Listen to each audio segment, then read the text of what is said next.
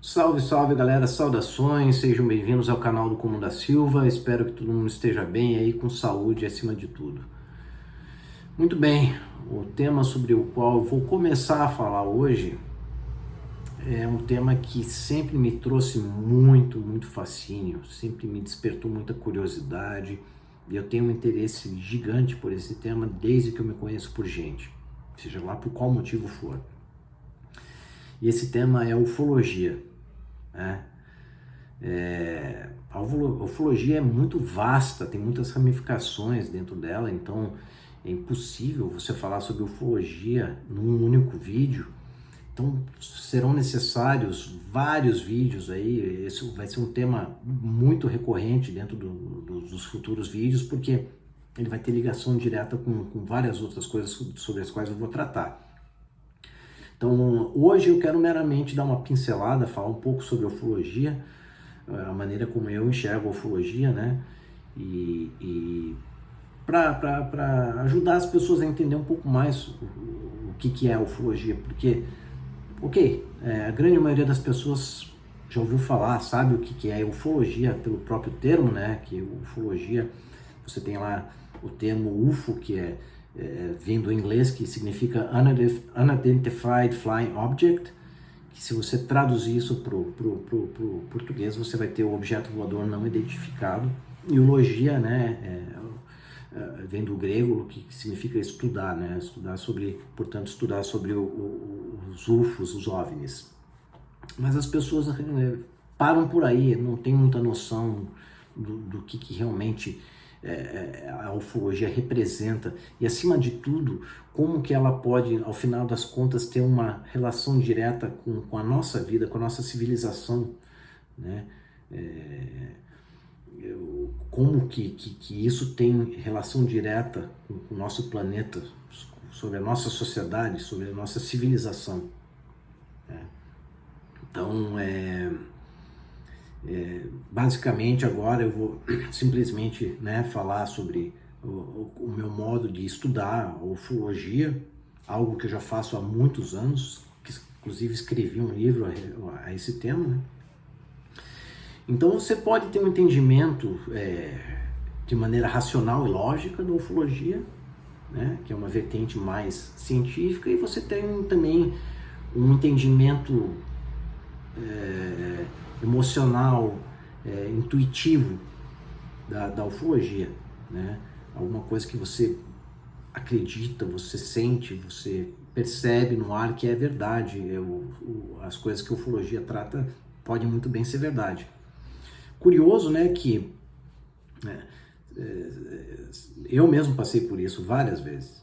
Se você falasse lá 20 anos atrás, vamos colocar, começasse a falar sobre ufologia, né, ou algum tema relacionado, daí a galera já vinha imediatamente. Não dava nem para começar direito a falar, os caras já... Ui, lá vem o doido aí, né? Lá vem o maluco falar sobre os ETs e tal, né? Aí aquela tiração de sarro e tal. E...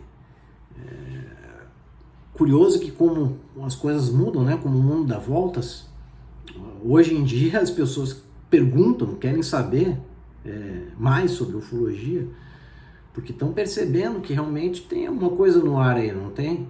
Então agora que a nossa ciência está corroborando mais com essa ideia, com essa possibilidade, agora sim as pessoas estão mais dispostas a falar sobre o tema. Beleza, né? Então, da perspectiva da ciência, né,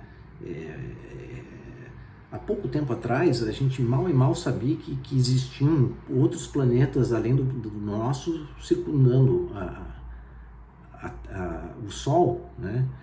E daí a gente, com os telescópios primitivos, começou a observar e, só no nosso sistema solar nós temos Mercúrio, Vênus, Terra, Marte, Júpiter, Saturno, Urano, Netuno e Plutão. Plutão já descartaram como planeta, agora virou mini planeta, ou sei lá o que.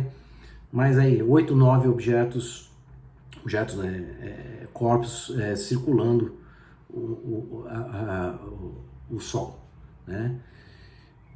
Só que um fenômeno recente aí, através das observações com os telescópios modernos, agora a gente já sabe que a grande maioria das outras estrelas, né, porque o nosso Sol é uma estrela, das outras estrelas que existem na nossa galáxia, que também existem planetas orbitando a maioria dessas estrelas, né? Então, pô, beleza, né? Mas até aí, né, o planeta ali não significa nada. Só que chegando um pouco mais perto, observando com mais detalhes, né? A gente agora sabe que existem os tais dos exoplanetas, né? O que é exoplaneta? São aqueles planetas que têm as qualidades muito semelhantes ao nosso, né? E que têm um potencial idêntico ao planeta Terra de abrigar a vida, de gerar e abrigar a vida. Então, você tem que ter lá água em estado líquido e condições climáticas boas para que isso aconteça, basicamente, né? Lógico, tem uma química muito mais complexa aí, mas esses planetas, eles têm uma possibilidade grande também de receber, abrigar, gerar vida. Então daí, agora, né, corrida pelo santo grau do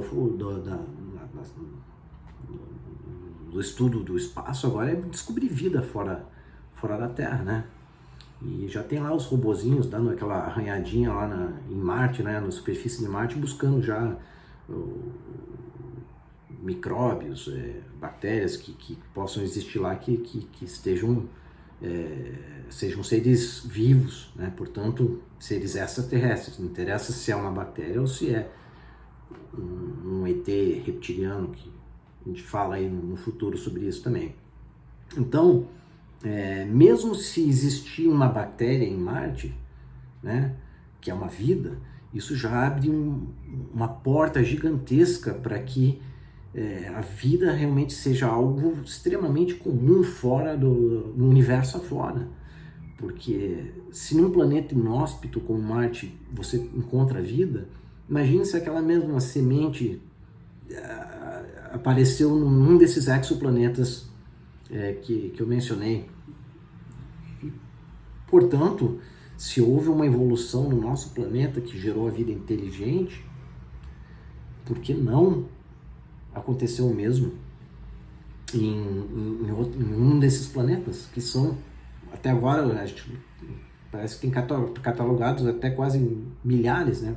Poucos milhares desses planetas já estão catalogados. Enfim, então daí pelo raciocínio lógico você já, daí aquela história, né? Quantas estrelas tem aí na nossa galáxia? Vários bilhões, não se tem um número exato. Você estima aí em vários bilhões, 200 bilhões de estrelas na nossa Via Láctea, né? Na nossa galáxia.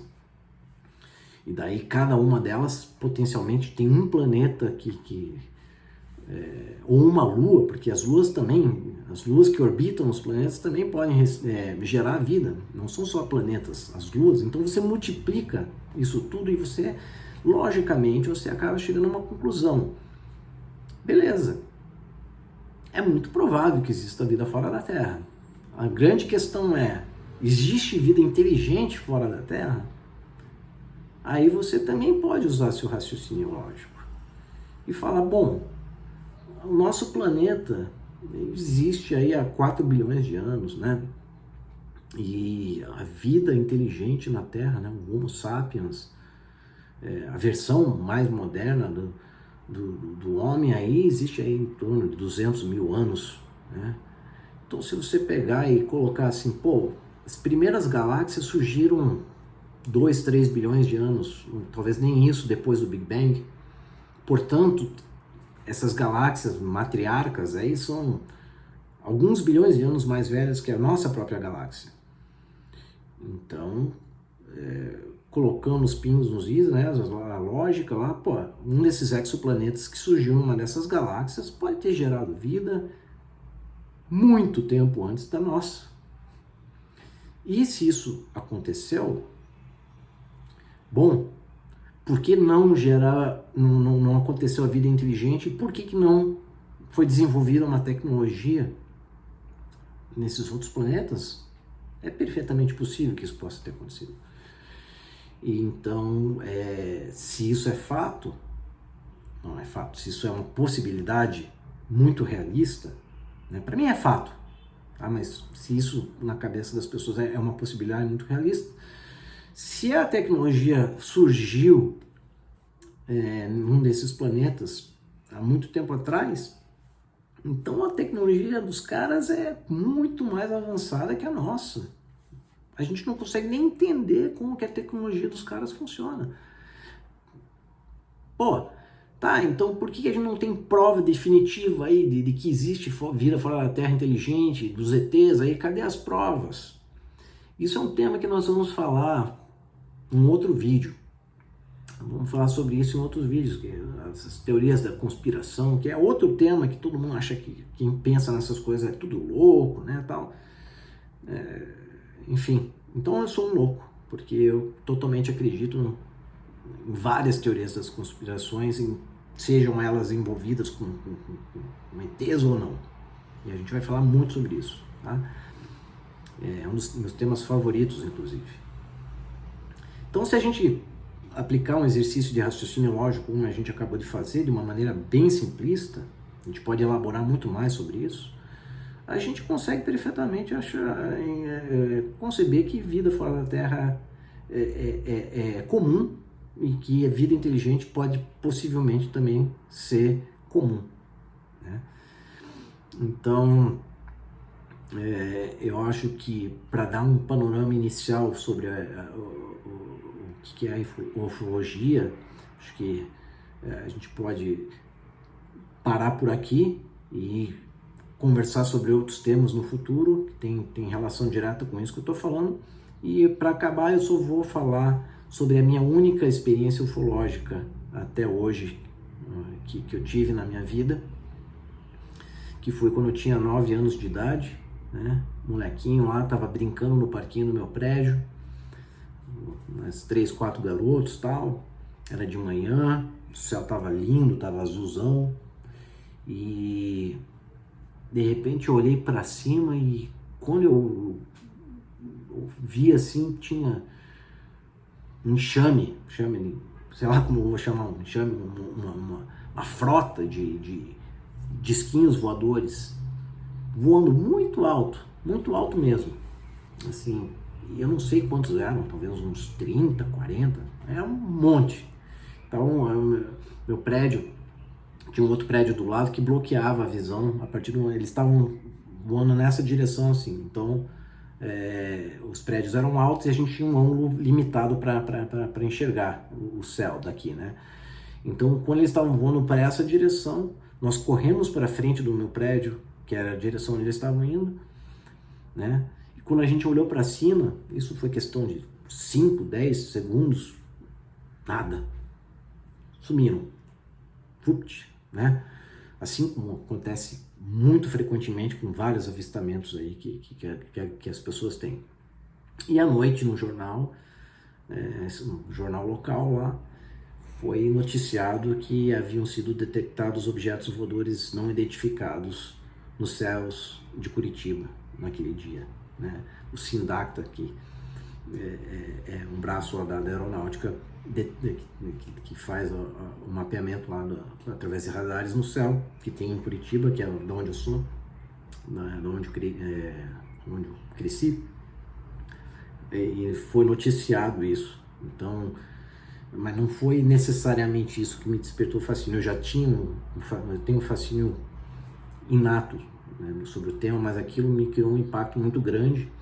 Pode ser, não pode parecer uma coisa muito simples, nada demais, mas foi um avistamento de alguma coisa extremamente inexplicável que eu tive junto com meus amigos. Portanto, me ajudou a catalisar o meu interesse pelo tema. Beleza, galera? Então, mais adiante podem esperar muito tema relacionado à ufologia, e vai ter muita treta aí com relação à teoria de conspiração e tal, que eu vou abrir o jogo sobre o que eu penso a respeito disso tudo e que influencia na sua vida diretamente, na vida de todo mundo que está no planeta e do próprio planeta. Um abraço, saudações.